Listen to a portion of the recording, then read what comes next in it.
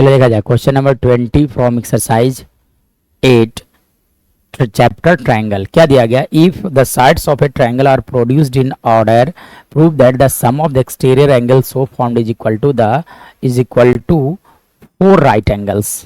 मतलब 4 right angles मतलब एक ट्रायंगल अगर है, जैसे देखो एक ट्रायंगल एबीसी है, इस फिगर में देखा जा सकता है कि दिस इज ट्रायंगल एबीसी, और इस ट्रायंगल एबीसी के सारे साइड को प्रोड्यूस किया गया है, बाहर की ओर बढ़ाया गया है। जैसे आप देख सकते हो कि ए बी को एफ के तरफ बढ़ाया गया है और बीसी को डी तक बढ़ाया गया है। सिमिलरली सी ए को ई तक बढ़ाया गया। तब बोला जा रहा है कि एक्सटीरियर एंगल जो बनेंगे, मतलब यहाँ पे भी एक्सटीरियर एंगल है, एक एक्सटीरियर एंगल यहाँ है और एक एक्सटीरियर एंगल यहाँ है। इन चारों एंगल का सम जो होगा that will be equal to how much? 4 right angle. 4 right angle कहने का मतलब क्या हो गया? 4 into 90 degree that is equal to how much? 360 degree. So given वगैरह मैंने लिखता हूँ, ठीक है। क्या प्रूफ करना है वो मैं लिखता हूँ और आगे बढ़ाया जाए, ठीक है। चलिए देखिए, तो टू प्रूफ क्या प्रूफ करना है कि sum of exterior angles is 360 degree. 4 right angle मतलब 360 डिग्री लाना है, यानी कि ये प्रूफ करना है कि एंगल, आप लिख दो एंगल बी ए ई, मतलब ये वाला angle B A E plus angle आप लिख दो C B F plus angle C B F plus angle कौन सा? A C D plus angle A C D that is equal to 4 into 90 ये होंगे। चलिए तो कैसे प्रूव किया जाएगा? तो देखो, फॉर द इजी कंसेप्ट मैं क्या कर लेता हूँ, इसे सपोज कर लेता हूँ 1 और इसे मैं सपोज कर लेता हूँ 2 और इसे मैं सपोज कर लेता हूँ 3। चलिए इससे इजी हो जाएंगे, कैलकुलेशंस वगैरह इजी हो जाएंगे। चलिए अब देखो कैसे प्रूफ किया जाएगा। चलिए तो मैं बढ़ता हूँ प्रूफ की ओर, ठीक है।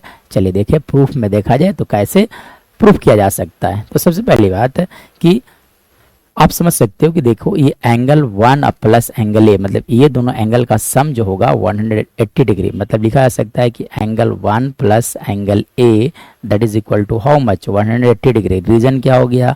लीनियर पेयर ऑफ एंगल से L P A. Similarly we can say angle 2 plus angle B that is equal to 180 degree. Reason क्या हो गया? लीनियर पेयर ऑफ एंगल से।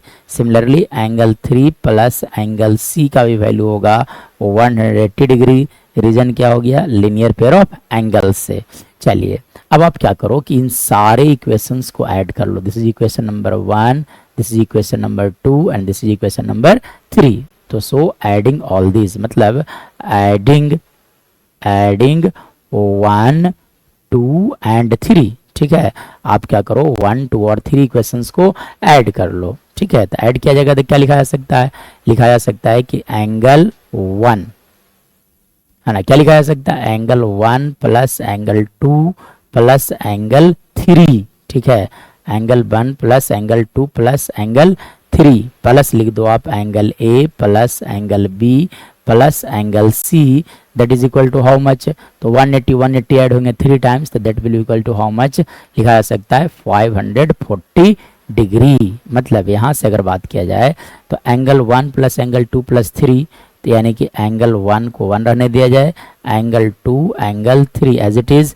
लेकिन एक ट्रायंगल में, इन ट्रायंगल एबीसी, एक ट्रायंगल में तीनों एंगल का सम 180 डिग्री होता है, यानी कि angle A plus angle B plus C का सम 180 डिग्री होता है। So in place of angle A plus B plus C है ना, यहाँ लिख दिया जाए 180 डिग्री इजकल टू लिख सकते हो आप 540 डिग्री। मतलब angle 1 plus angle 2 plus angle 3 is equal to लिखे जा सकते हैं 540 माइनस 180 डिग्री। नाउ इसके बाद की अगर कहानी देखा जाए, यानी कि अब देखो अगर मैं बात करूं इसके बाद, तो यानी कि यहाँ से कहा जा सकता है कि angle 1 plus angle 2 plus angle 3 is equal to लिखे जा सकते हैं 360 डिग्री। मतलब एंगल 1 किसके इक्वल थे? तो आप फिर से आप लिख दो angle B A E plus angle C B F plus angle A C D that is equal to